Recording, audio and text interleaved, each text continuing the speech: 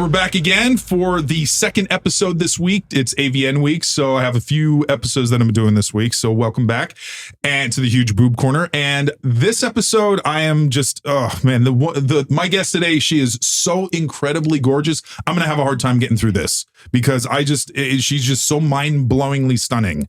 So she's here in town for her first AVN, and I would love to welcome to the show Miss Victoria Vale. Hey, how you doing, everybody? How you doing? Thank you so much for being here. I know it's a busy week. Very busy, just crazy. I feel like even like the weeks leading up to this week have been just insanely busy for me, just prepping and there's tons. It's so much. I can't believe it. And you don't even have a booth. Like you're just there. I'm just signing. Yep. Because I don't even know, like, if I had my own booth, how incredibly hectic it would be. It's so much preparation. Yeah, and that's I think a lot of the people that go there have small teams of people that actually they do the setup, yep. They do the as opposed to I think you're right. Yeah, some might do it all on their own, which that, and I've seen people do that, and I've talked to them, and they're like they are so exhausted yep. by the end of the whole thing. I probably can like barely even stand at the end. I feel like, since I haven't even been there yet, I'm worried about just standing for that long. Like that amount of hours is going to be crazy. Walking. So today is going to be in my very high heels. Is today going to be your first day there? This will be my first day there. Yeah. Okay. And so I flew in yesterday. Okay. And how? Because you're pretty new to the industry. I did a lot of score for like 7 years or so, just like pretty solo stuff. And then like 21, I got into like more the hardcore stuff. So, and really shooting with a lot of different companies besides score, really just a year or so. Okay. So even though I'm not a young chicken. No. It's interesting. I'm actually surprised Score doesn't come to this anymore. They used to. Yeah, I don't see them at anything. I think they used to be at Exotica too, and I haven't really seen their presence at Exotica either. It was surprising to me. Like when I look at I have been a collector of Score magazine. So when you look at their older issues from the 90s, they would have these spreads of because back then it was the convention was attached to CES, so it would show like the Score booth, and you'd have Kayla Cleavage and Minka and all them just at their booth, and you see them signing and with like Score t-shirts on and stuff. I think the same thing, and I'm a fan as well as a Score model. Exactly, yeah. So, and that's what I hope to do eventually. If I have a booth, kind of redo that whole Score image, amazing. And have the same kind of women. Bring back the boob here. I know. I want to do it. I want to have the most. Oh, there you go. On cue. Yep. Nice.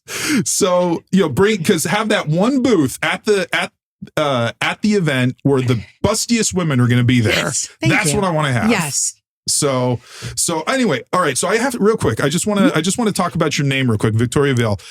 Was that inspired by Batman? 100%. I am a huge fan of the original Batman movie, the Tim Burton version. Yeah. And I loved Kim Basinger in that movie. I just loved her character. She was terrific. She's smart, sassy. Sexy. Yeah, and I feel like you definitely look like Kim Basinger from the film. I think so. I see it. I hope I have her style at least. maybe do, because she had the kind of wavy crimped hair like that, she like did. the 80s style hair, right? 90s. But that's awesome. So you love the character. So you weren't really like a Batman fan, but you just loved the movie. I actually worked in a comic book store when I was in high school. So I am a comic fan, and I loved the style. I like artwork, and I think that's an incredible form of artwork. Nice, comics and animation. So it seemed like that the first Batman, when that came out in 1989, was such a huge thing. Like, because it was such a human thing. Yeah, because the only other comic book movie that came out back then in that time was Superman with Christopher Reeve, and that was about it. And that was different. I feel like Tim Burton gave such a different. Tim Burton gave the movie more of an homage to like an actual comic book or like graphic art kind of style. Yeah. Whereas Superman was really just like a more of a blockbuster movie kind of feel. Yeah. And by that point, by the time that that Batman came out, you'd had, the 4 Superman films. So you had Quest for Peace, which came out a couple years before. People like, Exactly. Okay, this had its run, but then Burton's movie comes out and it's dark and it's gothic and it has a very like, because Superman was always supposed to be this optimistic character, like, you know, he's all good, he's all like, you know, just hero, like there's nothing kind of bad about this guy, whereas Batman was always kind of an anti-hero in a way where he was more of a vigilante, so it had just, and then Tim Burton grittier version, and he was street level because he wasn't super powered, he didn't have, which I think is the beauty of the Batman character, is that he doesn't have superpowers, he's just sheer will. Yeah, unless you count being rich. Rich. I guess that is a superpower, isn't it? But like, for instance, you know, he's not invulnerable. Like, he couldn't get shot in the face like Superman, and the bullet just bounces off of him. It was all his good toys and stuff that he had to protect and Alfred, you know, being his like support. Yes. His right-hand man. So that's awesome that kind of informed, something that kind of you took like years and years later as say to be your name. I really love the name, and I love alliteration in the name. You know, I think it's nice. It's more memorable. It is. I think it's a really sexy, but also sort of I don't know, classy kind of name. I like that. You know, it would be great. I don't know. If you'd do a Batman inspired scene with you as Vicky Vale, I would love that, and whoever being Bruce Wayne. Let me tell you, you know something that I love that I have not ventured in. I love the cosplay girls. Really, I think that is so incredible. I think it's an art form of all of its own. It is. You know, a lot of them make their own costumes, or even just sourcing it and like putting it together is very artistic to me, and I would love to do that. I think it's probably very time invasive, though. Oh no, it is. Like some of those cosplayers, they spend months on one costume. It's serious business. Because like in that community, you are not allowed. You have to make it. Like you cannot buy. You cannot because that's considered like cheating or whatever. Exactly. Yeah. There's a whole set of these rules where it's like has to be handmade and everything like that. And there's some out there that do amazing work. Yeah. Oh, incredible. Like, and I think even like adding the makeup in with it is a whole nother element. You know, I mean, you really transform yourself into that character, which is amazing. Yeah, it's a form. Yeah, it's a form. So I'm curious. Outside of, you know, because Vicky would obviously be one that you might want to do. But are there any other characters that you like that you've thought about potentially dressing up as? I think Catwoman would be very fun. The Michelle Pfeiffer one. Yeah. Yes, but I've seen some other girls who have like done it.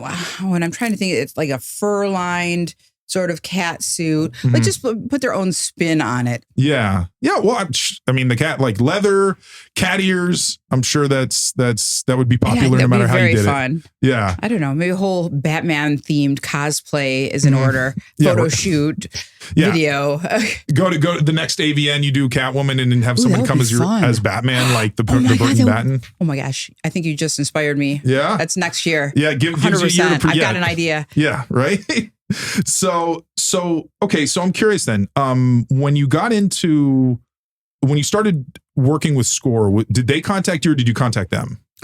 I think they contacted me. I think I had just gotten on Twitter, and I think they had reached out to me and asked if I would be interested in shooting with them, and I had to send them some pictures like nudes and stuff. Yeah. And then they made me an offer, and it had sort of been like on my bucket list. I had always wanted to do a nude layout. Had you known about Score beforehand? Yeah, I did. I love huge boobs. Sure, yeah, and we'll get into the boobs later to talk about that. But. So yeah, I had known about them, and I had known actually some other girls, which I have some friends that had shot with them before and liked shooting with them. So.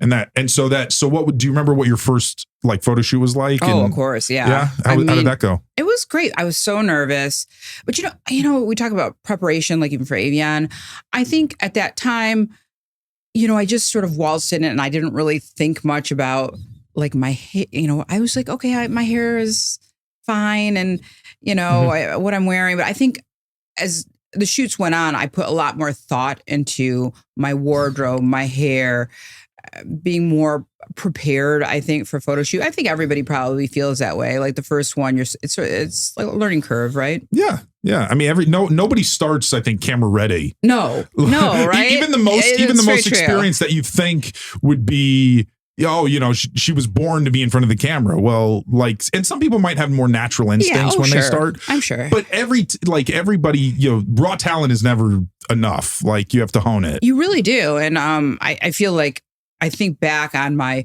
prep for that first shoot and my prep now for shoots, and it's very different. Much more involved now, I feel like. Really? Yeah, I think I probably, even my diet and the things that I eat before a shoot, I think has gotten much more streamlined than, my first time out. Well, does it? Because some foods will kind of make you bloated, and they'll make you retain water, so you'll look bigger. Yeah, kind of true. Stuff. So you kind of have to, almost like how bodybuilders cut before they do their shows. That's exactly. I mean, that is actually the best analogy, I think. I mean, that's exactly how I approach it now, as like a bodybuilder going to a show. I try not to drink something like carbonated beverages or like raw vegetables. I know it sounds silly, but there's like little things. And when you're wearing clothes, it's fine. But when you're completely naked in front of a camera, it's totally different animal. What was that like to see your first, like the results of your first shoot? What did you think? I mean, I of course, like everyone, like I picked my, we always look at the things about ourselves that we don't like. Focus in on the things I didn't like. Yeah. But yeah, I mean, I liked it, but I think that did distract me. Like I think that there were things that like I was like, God, I wish I had done this differently. But then the great thing is, then I had, then I shot with them again and again, and every time I think I got a little bit better at that. Mm-hmm. Did you was there a pretty like immediate fan response to it? Like you noticed that your following on Twitter started to get a lot bigger? Yeah. I mean, I don't think I really had much of a fan following prior to that, but afterwards, I think, because I think there are a lot of really dedicated Score fans out there to this day. Thank you. Right here. Thank you, Peter. Right here. Like, I think that, so much has gone to the booty. And I love the booty too. I am a booty fan, but I will always be in my heart a boob. The boobs. I'm a boob girl. And you know what? Boobs might be like, here's my thing, is that I think that boobs, maybe they're not the main thing that people like right now, but big boobs will always be loved. I hope so. Always. Well, because they always draw people's attention. People love, like, whether they even want to look at them or not. I think it's just an instinctual kind of thing for men with boobs, If you walked down Las Vegas Boulevard in that outfit, no one would not look at you. Men, women, everybody would be, now their reactions might be different. I was just saying, reactions are different, but they would all look. It is true. So now, and I mean, butts can have that power. Yeah. I don't think is because I think in Miami they have more of that power. Maybe, but also it's also cultural, I think, though. Yeah. But I also think because you can show cleavage more than, say, exposed buttocks as much. Yes. Like, I mean, you could walk around with booty shorts, but that's not like. Yeah, you're not going to rock around with a thong going down Las Vegas Boulevard. No, whereas you could walk out there in public and be fine. Just there. Yeah, exactly. So no one's, anyway, so I'm curious then. So you shot with Score why did you just shoot with them exclusively for so long before you actually started doing other things? I wasn't really sure I had wanted to do hardcore, to be honest with you. And that was a really big decision for me. I mean, for a multitude of reasons, but I wasn't 100% on board with it. And then the more I think time went on, the more that I was on, Twitter and I saw other girls shooting with people, I was like, wow, that looks really great. That looks like fun and maybe something I want to venture into. And then they asked me a few times. Actually, they asked me a couple times and I said no. And then third time was a charm. Nice. And so I said I would do it. But I actually had gotten sick right after I had some fibroid issues. And so and that also, we were talking about prep. I mean, it was something that I didn't actually really think about. And then after the shoot, I actually saw like I was a bit swollen in my abdomen and I realized that I probably should go like to a doctor's appointment. So it ended up being a good thing. Yeah. And something that like sort of led to having a good outcome and a good recovery for the issue. But interesting about that first shoot for Score. Okay. And then I recovered for a year, so I didn't shoot in 2022. And then I came back and shot with them in early 2023 and then a few other companies too. Yeah.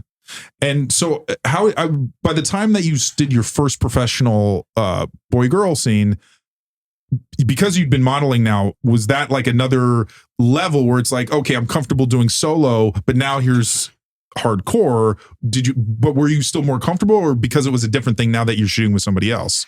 Okay, so I have to just say that shooting solo is completely different. Oh yeah, in a lot of ways than shooting, with other talent, with guys. And it was a whole nother skill set that I really had to, and I'm still learning to this day. Just camera angles and positions and the positions that you have to hit every single scene. I will tell you, I've never been more exhausted. I mean, it's a full day, and it's very physical. I mean, people, you watch a scene and it seems short, but like you have to remember that scene took probably 8 hours. Total. There's a lot of athleticism in required. There is, and flexibility. Yeah. I mean, people I've had to take up yoga. Yeah. Well, and I think that's why there's been such a proliferation, for instance, of people doing, like their own content for OnlyFans, because if you can just set up your phone and you're like, hey, let's just do a quick 10-minute little thing. Awesome. One position. You're so right. And then you post it, and it's like, hey, if you can make money on that. Yeah. But I mean, obviously the professional scenes probably still are good for exposure and for getting more recognition in the industry and stuff like that. And I'm planning on shooting a lot more this year. So I just signed with OC Modeling, and so I think that I'll be shooting quite a bit, hopefully quite a bit more this year. So it's exciting. It's an exciting journey. Well, and it sounds like the way you did it, because some people are just throw themselves into it without kind of graduating to different levels, whereas you did solo modeling for years. And then once you got comfortable with that, and you're like, you knew that, and then, okay, now let's graduate to doing boy-girl stuff, hardcore stuff. It's very true. And, even the hardcore that I shot with Score was shot more continuously than some other companies, like Bang Bros. I think Bang Bros was more like a film shoot. Okay. I feel like Score was a little bit easier in that regard. Like they just let you go and then they filmed it. Yeah, right. Like a more continuous, like maybe 5 minutes of continuous shooting. Whereas a lot of times because of the angles, they want to get every single angle and every position. So it's just a little bit more disjointed. Which is funny because Bang Bros established itself as more kind of gonzo reality stuff, which is so funny. Whereas Score is very polished. It's very, it looks very glamorous. Yes. So more like the 90s, more like my maybe preference. And that's what's interesting, because the high production value in this. Not that Bang Bros is low production. It's just, again, their aesthetic is reality based. Yes. So whereas Score was like Playboy, where it's again, when you went in, they have teams, hair, makeup. Every suit set has that on a shoot. But it's and that's interesting though that there's different that different companies have different kind of shooting styles. Yeah, well, and every director has a different shooting style. I feel like too. Even I've shot twice with Bang Bros and with 2 different directors, and they were their shooting style was very different. Yeah. Their cameras were different. Their lighting styled a little bit different. Yeah, I find that fascinating. I think that's probably one of the most interesting things in shooting porn that I found, is that just the process of making it is very interesting to me. Very interesting. Well, it's almost like Hollywood films. I mean, different. I was wondering how they did it. Yeah. Everything, because again, different directors have different aesthetics that they want to try to emphasize. Well, we're just talking about like Tim Burton. Exactly. Yeah.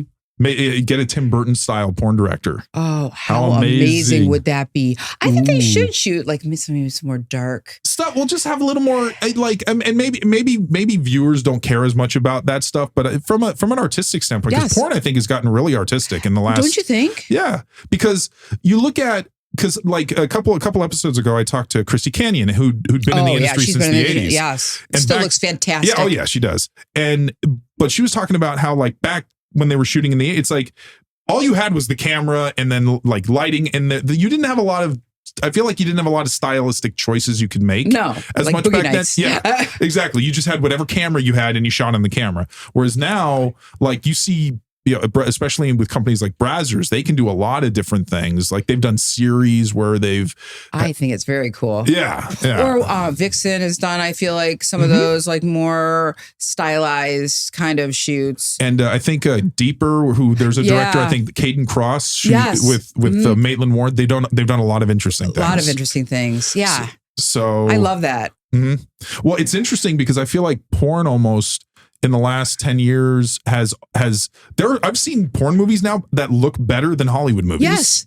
Isn't that crazy? I think that they pull incredible talent. I mean, with camera people and, you know, gosh, hair and makeup even. I think they pull the best in the business. In my personal opinion, I don't know. I think that girls are more stylized sometimes on porn shoots than they are on regular movie shoots in some ways.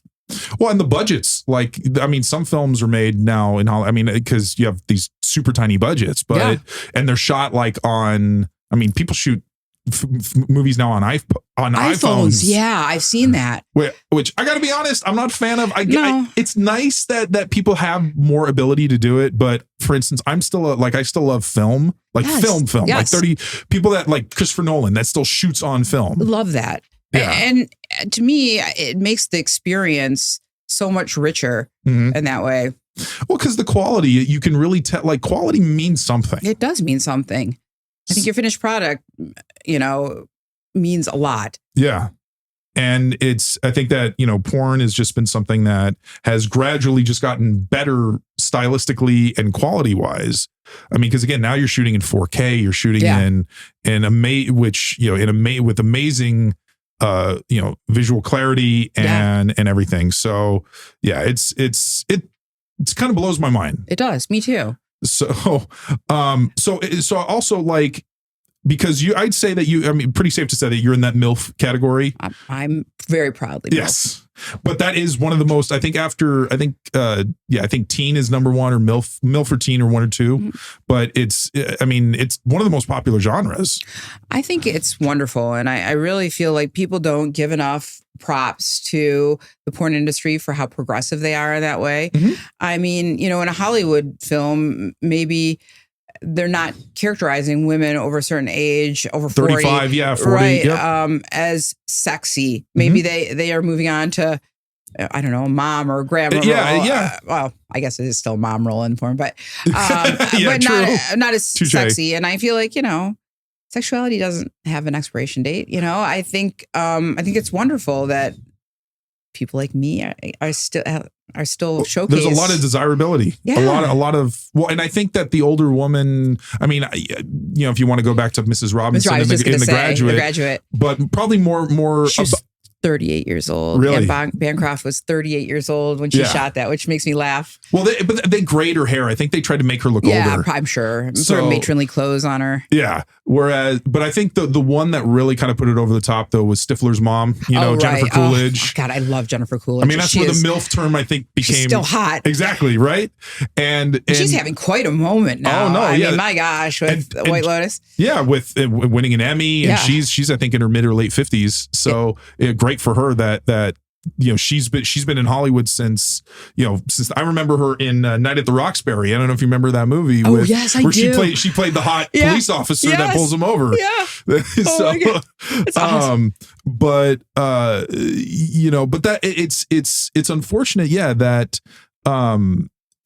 because women, for instance, I think one of the you didn't see very often, but like I think before her character goes insane, Glenn Close in Fatal Attraction was gorgeous, and she had, but because she was confident, she was just like, she was so desirable. Took control in that role, like the elevator scene when they're going up to her loft, and so hot. Oh yeah, I mean, again, taking sexual control. Exactly, and it's so erotic. I think she was like 37, 38 when she made that film, but they made her look stunning. That was probably the best she's ever looked, I think, in a film.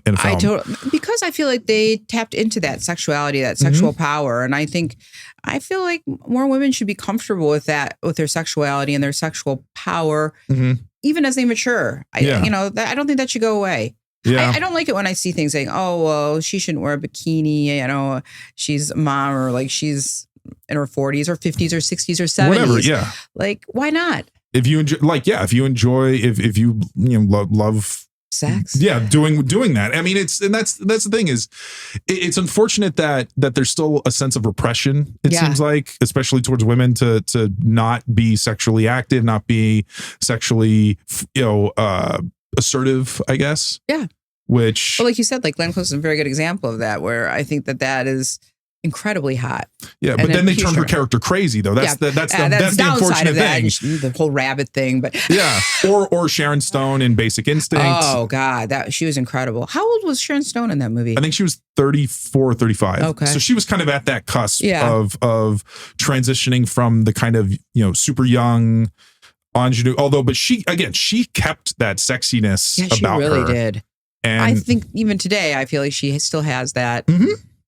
Yeah, I mean, I know they tried doing the second Basic Instinct, which I guess was not very good, but I did not see it. Yeah, but that's still that first one, or when she was in another movie the year after called Sliver with William Baldwin. Was it good? Yeah, well, that was back the erotic thriller, the Hollywood erotic. They don't make those anymore. Where is the erotic thriller anymore? They don't make those anymore. Sometimes I feel like Hollywood is afraid of sex now. It's weird. It's yes and no, because I think that in one way, because a lot of movies feel very sexless, characters, there's not a lot of romance, there's not a lot of that, but then you have shows like Euphoria that have like really graphic sex stuff in it, and you're just like but it's almost too much. It almost kind of puts you off. Like you're just I agree with you. You're making it seem kind of nasty. Yeah, as opposed to like 9.5 Weeks with Kim Basinger and Mickey Rourke. Love that one. That's a movie where, butter was never the same. No. And all sorts of things. If people remember that movie, you'll know what I'm talking about. There's another one with Mickey O'Rourke. It was Wild something. Oh, it was incredible too. I'm trying to think of what sad what happened to Mickey O'Rourke. Oh, yeah. It's that's what trying to be a boxer does, because he went into amateur boxing and then he got some facial procedures and unfortunately it just didn't work out, because you look at him when he was in the 80s and he was a stud back then. Mm-hmm. So but like it's I don't know, but again movies just they feel very almost again they feel very tame in a way that it's almost like they're afraid. Well, I think that's sort of too what we're up against now is, this cancel culture or whatever. Mm-hmm. It's like I think Hollywood is afraid to offend people or push the line. I find it so interesting, though, that it's all about acceptance, but it's not about acceptance for like the sex industry. And that is befuddling to me. Yeah, that's ridiculous. I mean, especially when a lot of times I think Hollywood tries to toe that line with flirting with it, where they'll do shows about it, they'll have things about it, but they won't openly just say, hey, they're a form of entertainment that I wish there was more crossover. Yeah, like, I do too. More adult film. You really don't see that even now. No, every now and then you'll see an adult performer that will get into a Hollywood film, usually in a tiny role. Mm-hmm. But to see, I think the biggest was there was a performer, her name is Sasha Grey. Oh, yeah, she was in Entourage. Yeah, and she was in Entourage, and she was in the Steven Soderbergh film called The Girlfriend Experience. I saw The Girlfriend Experience. Very interesting. Yeah, so, and Soderbergh was one of those filmmakers that he wasn't afraid of doing interesting things like that. But unfortunately, he's an auteur. He was somebody who just made his own movies. Like Paramount's not going to probably have, or obviously he's like Disney. You'd have to fund your own project in that way. Yeah, which... it's unfortunate, because I think that there's probably a lot of good acting ability for some of these performers. It is. I mean, I think that was another surprise that I had. Like, I mean, there's certain company like Team Skeet where, you actually have like a script, and you have to learn your lines. And I think that I really gained a new respect for actors and actresses. Like it's challenging. Mm-hmm. No, there emote properly on screen, especially emote sexual energy on screen it's challenging, more challenging than you might think. Well, and they do multiple takes, right? Like it's if you don't do the line, like the director will be like, okay, let's do it again, or you screw up the line. Yeah, exactly. Yeah. So this idea that porn is this kind of just low tier, low quality type of work is, I think, is definitely a misconception. I totally agree. And I think there's some ladies out there. Karina Kova is one of them who really, I'd love to have her on the show. Oh my God. She'd be amazing. She's gorgeous. Yeah.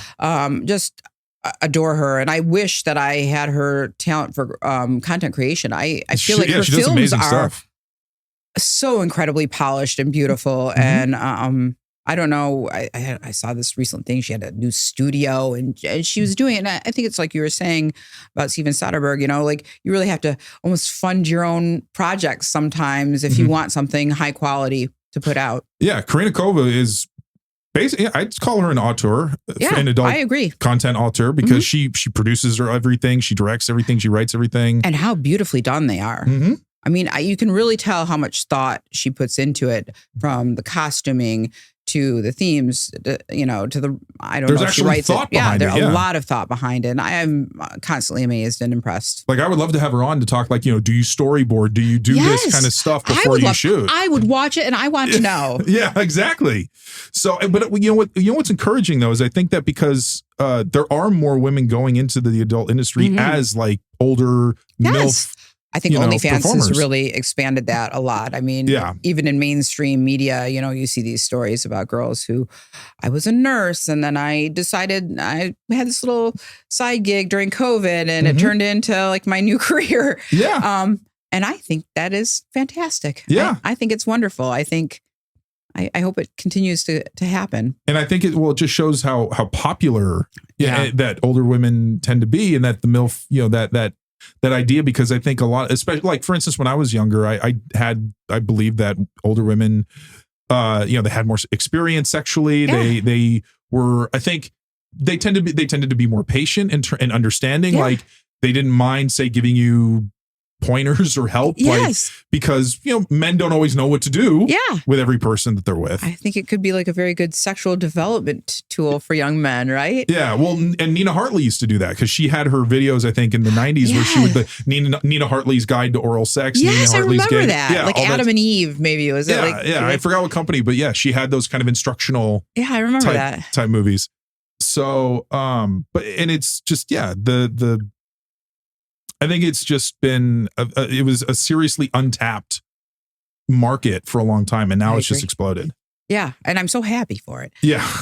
So, so you were also telling me that that you love to read. I do love to read. So, I was an English major. Okay. What kind of stuff do you like to read? I'm a big biography person. I love to know about people and to learn about their history. But I read all different genres. Most recently, I read, I'm thinking my last two books, Kite Runner. That was really excellent. I've read that. Yeah. Life of Pi. I haven't read that. Yeah. Highly recommend both of those. Nice. Elvis and Me. I was very curious about Priscilla Presley. I think she's gorgeous. And I think it was such a different time and a very interesting story. Well, and I know that because, you had the movie that came out about her last year, and then the Elvis movie that came out the previous year. But it's interesting because I think, what was she, 16 when they got together? Yeah, I want to say she was 14, if I remember correctly, 14 or 15 when they first met. I don't think that, but that he wouldn't consummate. I don't know.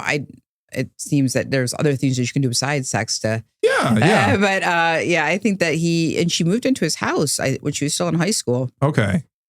And it's just interesting because obviously people now, they want to hyper focus on one thing. So it's like, oh, she was 16 when they, whatever. But I don't know. Again, if he held off until she was 18 or something. But I think it was sort of an interesting dynamic just because it was Elvis, who was, so huge at that time. I mean, it's interesting to think, as far as a parent goes, like what goes through your mind when you're, moving her into his house. And I mean, there's a lot of trust that would have to go into something like that. I don't know. Was he a huge star by the time she moved in there? Because he was in the service and he was stationed in Germany. Okay. And her father was a colonel, if I remember correctly. And okay. Yeah. So do you have any all-time favorite biographies that you've read besides, besides the Elvis and? God, I've read so many. George Washington was a very interesting one. I enjoyed. Did you read the Ron Chernow one? Yeah. Okay. Yeah. I was going to say that. I feel like that's the definitive. I'm trying to think of some others. course, I'm drawing a blank now. I'm sorry. I didn't mean to throw it at you, but. No. Well, what about you? What genres do you like to read? I mean, like you, I read a lot of different ones. I bounce back and forth between fiction and nonfiction because say if you read something super heavy, I like to balance that with something light and easy to go with. So, there's really, biographies are great. I mean, Ron Chernow obviously being a great one. Walter Isaacson. Yeah, Walter Isaacson had a few really good ones. I think he did Einstein, which was really interesting. I didn't read the Einstein one. Have you read that? And then he did one on Steve Jobs. Yep, I've read the Steve Jobs one. That was very interesting. Yeah. Well, and see, that's Fruitarian. Yeah. It's my one thing I remember most about it. I don't know if that would be my favorite. I think that I perhaps cared less for Steve Jobs a little bit after I read the biography. Okay, not a super flattering portrait. I don't know if it wasn't flattering. I think just like anything, I think that what people portray are sometimes not always what they live every day. But I mean, that's the thing. People are complex. Yeah, people are human. Yeah, right. Yeah, I think that's what's interesting about a biography is that you really learn their humanity. Mm-hmm. Well, yeah, because I'll say this. So one of my favorites, unsurprisingly, is the biography that I read about Russ Meyer, who, do you know who that is? I don't. Okay. He was a filmmaker in the 60s and the 70s who specialized in sexploitation films and featured women with very, very large boobs.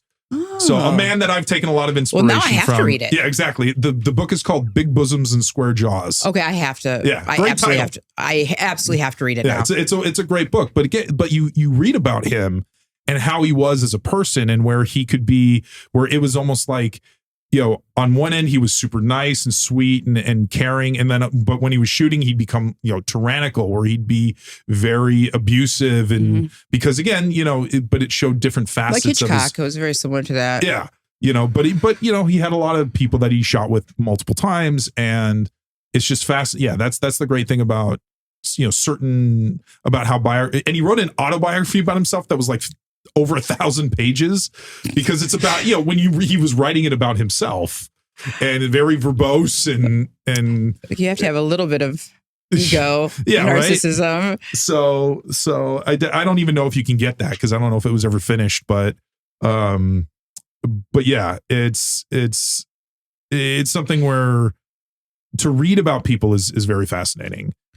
I think that is so interesting. And I feel like too, it sounds like you're a big film buff. I feel like, that transfer from fiction to film, and to have a director have a vision of what that script or what that, piece of literature means on a film screen is so interesting. I think you have to be a little bit, unique. Esoteric kind of personality to be able to pull that off. Yeah, it can definitely. And I'm curious now, do you read one book at a time or can you do multiple at a time? I'm more of like, I'll have one book, but I also like to read magazine articles and other things. Yeah. So I probably am more like that, like balance those two. I am somebody who does not really like to read like on a Kindle or on a computer screen. I really like the tactile sensation of turning a real book, turning the pages of a book. And I know they've got like Paperwhite and all of that, but it's not my jam. Yeah. There's something that's just when you read something on a tablet, it just doesn't feel the same. It's not the same. No. And I love that feeling when you first purchase a new book, when it's still stiff and the sound it makes when you open it the first time, that kind of crack, from the spine and everything. Would you like to have like a library at some point? Or I don't know. Maybe you already have a pretty nice library. I probably should donate some of the books, but yeah, I have a nice little library at home. I think every house should have a library. Yeah. Some nice reading chairs, like big bay window, maybe, so you can see something. I think it's one of those pleasures that has been lost with all of in the computer age and attention spans social media are so short. Yeah. I definitely notice it with the younger generation where it's, it's like the 3-second reel or whatever. Exactly. Like can scroll just continuously and almost like zombies. They can spend hours on TikTok, but they can't sit and maybe for 30 minutes to read a book. Yeah, it's so true. I feel like that. I feel like it's getting lost in the mix. It makes me sad. It is. Well, because reading is it's very relaxing, and it's nice to just kind of. So when I like to read, I like to try to put silence everything around me. Yes. So I put my phone away. I don't. It's like a form of meditation almost. Yeah. And you need something that kind of just calms down, especially if you're the type of person that just does a lot all the time. Yeah. Oh, that's very true. I feel like just setting aside that time is so important. Mm-hmm. Do you have any favorite authors? I would probably say Nabokov. I really loved Lolita. It's a great book. It's so interesting because, English was not his first language, but he writes with such poetry. Isn't it amazing how good authors used to be with writing? The kind of talent, and you think, the difference between, Russian and English is so vast, the difference. And his ability to create such art with words, isn't, I don't know, to me, just incredible. Well, the language, that's one of the nice things about really great literature is the language is so beautiful to read. It is. And so it gives you it's not like reading might become so mechanical. And sometimes some books are just they're fine to read, but you don't get, I think, a sense of pleasure from it from really great languages, say some older classic authors. Yeah, very true. I don't know. What authors do you I always you're turning it back on me. I know. It's all right. No, it's okay. I mean, I like Dostoevsky is one of my favorites. Yeah, Brothers Karamazov and Crime and Punishment. Crime and Punishment's a long haul, though. Yeah. I mean, and I like Dostoevsky a little more than Tolstoy because I felt Dostoevsky was more like ground level kind of. He talked more about common people, whereas Tolstoy was more upper class. So a lot of his characters, like in Anna Karenina and War and Peace, where they were more about the aristocratic. So cast, because Crime and Punishment, I remember, was one of the only books in high school I actually liked because I didn't like to read back then. Interesting. So, when did you really develop your love of reading? Would you say? I'd say in college. Yeah, I say same for myself. Yeah.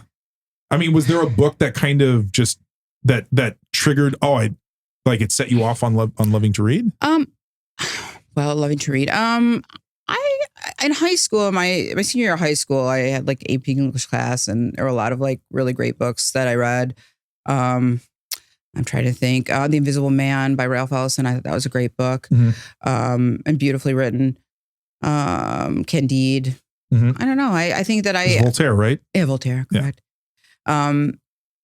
I think that really started me and my love of reading. I always loved to write, but I think I really appreciated great literature when I was around, 17, 18. Okay. And that's it. There's it's sad that people just don't want to, they think older literature is maybe not worthwhile or anything, but I think that, that's why you'll still read Charles Dickens. Yeah. Or Mark Twain. Yeah. Jane Austen, those authors from the 19th century. Because they were you might not, you read, say, The Adventures of Tom, of Tom Sawyer or Huck Finn, and you think I love Mark Twain. Yeah. That's another. And people might think, because they think maybe they're more, because the characters are kids, that they might be more geared towards children, but they're not. It's not at all. And actually, there's a lot of, I feel life lessons that Mark Twain sort of weaves through all of his books, Yeah. with some gentle humor and. Well, he was a brilliant man. He was. You hear his quotes, some of his quotes are just profound. Yeah, very true. So, and I'm curious, I don't want, if people were to know this, do you think that they would be surprised because they look at you on the outside and they think, oh, you know what, that there's a lot more substance there? Yeah, probably. I feel you're right. I think that the whole bimbo culture is very interesting to me because I just love that look, but it's really not, I guess, intellectually who I am. So probably people are surprised. I love that though. I think that's a great thing. I think it's good to surprise kind of bait people. And switch, where you're hey, you think that I'm not going to be that intelligent or that deep or substantive. Yeah. And then you come out being hey, it's so. Do you lean into the kind of that is it more like a bimbo aesthetic that you like, or do you kind of lean into the? I have always loved. We were talking about boobs and stuff. I have always loved to dress sexy and big boobs. I don't know. I guess the Dolly Parton kind of. Yeah. Right? Yeah. I know, she was she's a so pioneer. inspiring to me. Yeah, she was a pioneer. And she is certainly not stupid and extremely talented. And I think that is something that is very enticing to me, is that a woman can still be sexy and provocative, but you can be two things at once. You know, they're not mutually exclusive. Yeah. Like, you can be sexy and you can be smart. There's no rules saying that you can't be. No. And I think that that's how interesting how kind of like that's developed, where taking the look of a bimbo, but just still having, a lot more beneath it. Yeah. So you have the great sex appeal on the outside, but exactly. Right? But you can sit down and you can talk to somebody intelligently and deeply about a lot of interesting subjects. Well, and if I can say so, I really feel like sex is very mental, and I think having a little bit a thought process going into, especially like fetishy stuff. I think you really have to be able to, at least with your syntax and diction, be a little bit quick-witted. Have you found that some of the best sex you might have had where you had a really good intellectual connection to each other? Hands down. I mean, to me, that's number one. Yeah, absolutely number one. I feel like if I can't connect, with somebody on that level, I don't think it would be. I mean, that's not true. I suppose you can have like There's great strong sex, physical right? You reactions. can have great sex, but I mean, I don't think it can ever compete with the kind of sex when you really connect with somebody mentally, intellectually, emotionally. I mean, that to me, that's the most incredible sex of all. Yeah, because it's hard to describe almost to people, because like you feel, it's like if you make eye contact with that person and you can just stare at each other during it, and it's just you feel something. It's different, than just the physical act itself. Absolutely. And I mean, I think that's why I really do also like fetishy type stuff, because I feel like it keeps my mind engaged, and thinking about it and getting it. You're almost getting into a character, getting into it, just like in a book. Are you talking about fetish content, or are you talking about just fetishes when you're doing it in personal life? Yeah, both. Okay. I think both. I think both are very exciting. And I feel like being in this industry, it's been very eye-opening how many different kinds of fetishes there are. I mean, there's there's content certainly for everything, for everyone out there. Yeah. And there's some models that do some, I'll say, just interesting things. Very interesting. And I love it. I try and just soak it up, and nice. Yes. I think it's very interesting. So hey, let's close it out. Or last topic, obviously, about the boobs, just because we can't talk about them enough, but I definitely want to save the best for last. Yes. Amazing. Thank you. So you always loved huge boobs. Always. So like, I mean, I grew up in that era. I mean, perhaps you did too, but like, I mean, and when I was coming into my sexual prime, or not prime, I shouldn't say. Or just awakening. Like awakening. You started to, I think boobs were everything, and the bigger, the better. Yeah. So what was it about the just huge boobs that you thought to yourself, that's what I want? Yeah, was it just because I love the look of it. Like I said, I really aspired to have that kind of figure. And I actually have pretty natural big boobs. I mean, obviously I have a hump now, but yes. But I still had pretty, for my size, I was pretty busty, even when I was younger. What were you before you had any kind of? I was about double D naturally. Oh, all right. That's it's respectable. Very, thank you. But it doesn't seem like anything. Yeah, right. It's funny. Well, it's funny because I'll watch stuff from like there was an episode of Seinfeld, for instance, where George is going to go interview for like a bra manufacturer. And so his dad sits down with him to tell him about, he's like, you know about the cup sizes? He's like, you have the A, the B, the C. He brings out his mom's bra. Yeah. And he's like, and you have the D, that's the biggest. And I always laugh at that line, not because of the context of the show, which is meant to be this uncomfortable conversation, but the fact that D is, you think like, is that really that big? I mean, when you're young, you think that's enormous. Right. But now it's like, you're right. Like everybody makes it seem like, and at least in media, that's the big boobs. Well, because Hollywood, so many actresses just are really, but they're not very busty. Right. But it's just, and that's the thing. It's hard for people, I think, to fathom boobs that large. Yeah. And I feel like even in a picture, sometimes it doesn't, you don't realize until you see think what people see, especially like next to like a normal size boob. Yeah. Yeah, so, it's very different. So how big are they now? Like cup size wise, or like you can go cc's, and then if you I'm 2800 cc's. 28, nice. Okay. I'm tall and I'm sort of broad, so I feel like this is very interesting to me now that I've met like other girls with large implants. Like I feel like they don't look as big on me as maybe they would on a girl who's 5 foot and like 95 pounds, you know? Like, yeah. I'm sort of jealous of those girls because I feel like they can get so much more mileage out of the CCs. Really? But, yeah. Oh, because their frame is smaller. Because they're smaller girls, yeah. So dimensionally, it'll just... the eye just naturally thinks that they're bigger than they are. So what kind of implants do you have? I just have saline implants. Oh, okay, so you don't have expanders. No. All right. So are you at like this is the top that the biggest you think? Oh, I know, right? Isn't that the $1 million question? It always is, right?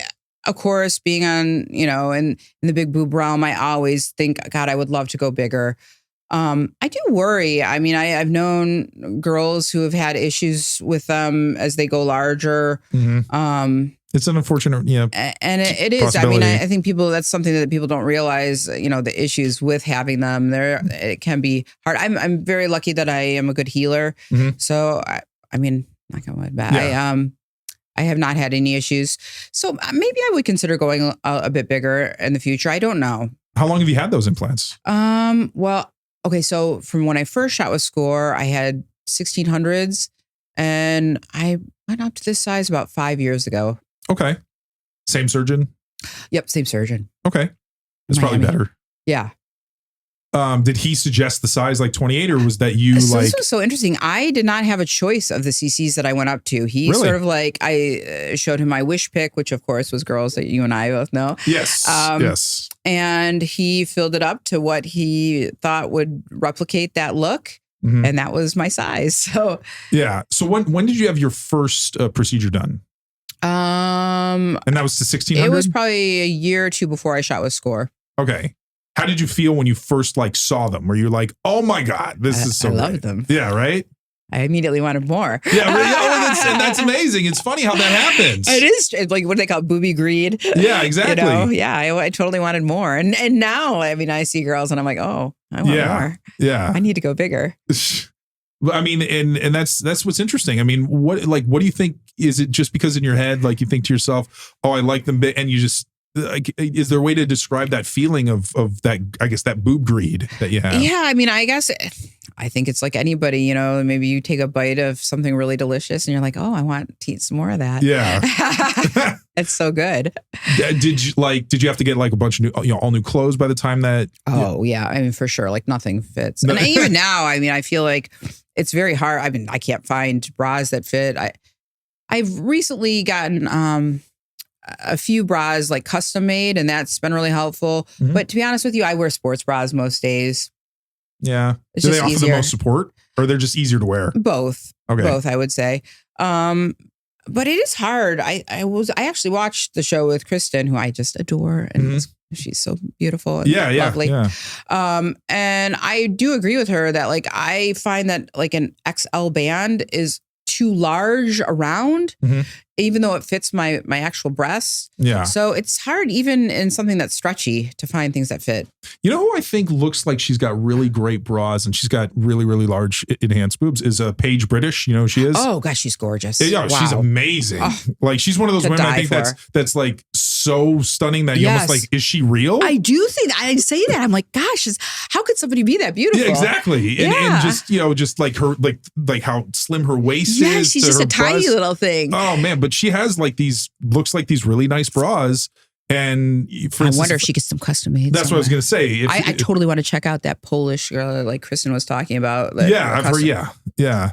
But it seems like, but I mean, because sometimes they're really expensive. Although I think Christine said that the ones that she found are actually not that expensive. Christine. No, it's okay. I'm sure she'll forgive you. I'm sorry. It's Christine. Okay.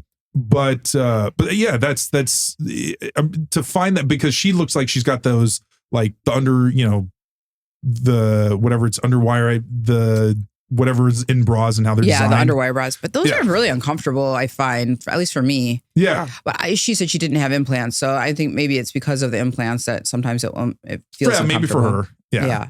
So, well, and I remember somebody told me, I forgot which guest this was. It might have been Charlotte. The one who had 4,000, where they actually put support in with the implant. Yeah. Dr. Ravis does that. What is it? Inner bra or something, miracle bra. Yeah. And I just found, I was like, that blew me away because I'm like, wow, they can actually almost put kind of a support in there with the implant. Yeah, that's incredible. Medical technology. I know. Amazing. It's amazing how far that's come just from like silicone were the original.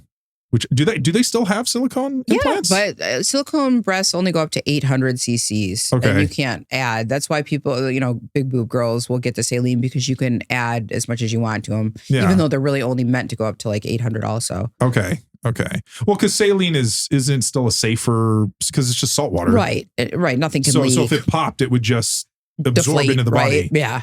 As opposed to silicone, which actually is a substance. Yeah, I don't think I'd want that absorbed into the body. It doesn't seem good. I'm wondering if they've become safer, like if they're less prone to. I'm sure, like every piece of medical, they're probably better equipment or implants. I think that they've probably improved over the years. Yeah.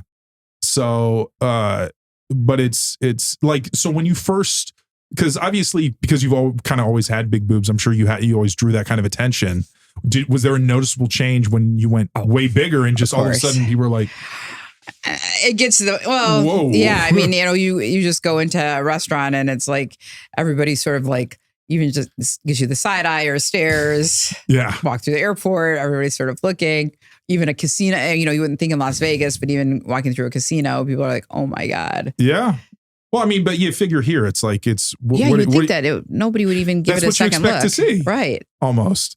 But do you have people, I mean, because I imagine, the guys there are people out there that keep trying to look, but they don't want to be too obvious, right, especially about it. If they're with their girlfriend or their wife. Yeah, I like the side glance. And she catches them. Yeah. Gives them a dirty look. Yeah. Oh, for sure. So it's got to be, was that, so, I mean, so that all that attention you didn't, you're fine with, it didn't. Yeah, it doesn't bother me. I mean, of course, there's sometimes women will say, not as nice things. Yeah, of course. And it's usually women that just say that, or is it sometimes men will say? I'm sure men, maybe they're not quite as open about it, but I found usually women will say, oh, that's disgusting.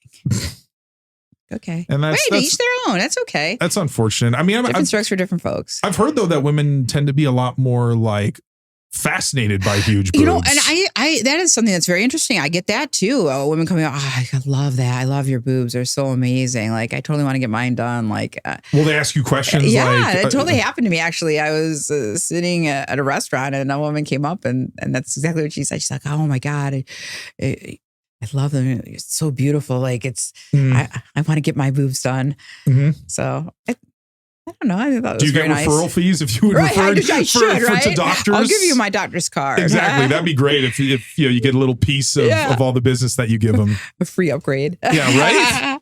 So, is there a size that, like 3,500, 3,500 would probably, if I was to go up, that would definitely be my That would be next where level. you top, okay. Mm-hmm. Or not, maybe, okay, not end level, but. Right. I mean, boy, you just look see at so many Foxy people. Menagerie, and she's got 10,000, I think.